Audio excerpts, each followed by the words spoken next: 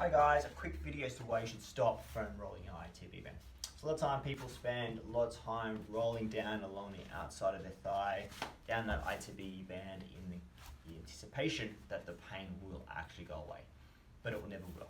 And the reason for that is there's a lot of nerves around that area, and whenever you add that compression of your body weight onto it, the brain's going to start to experience a pain. And so people think that, wow, it must be doing me some good. But if you're going to do it in their thoughts that one day miraculously you're going to jump on a roller and not be sore, that's never going to happen. So what should you do instead? Definitely foam rolling the ITB band can be beneficial, but there's no benefit in spending a long amount of time. 20, 30 seconds max is sufficient. But what I would highly recommend is that you're getting up and working up through the actual muscle belly of that band. It's also what they call the TFL.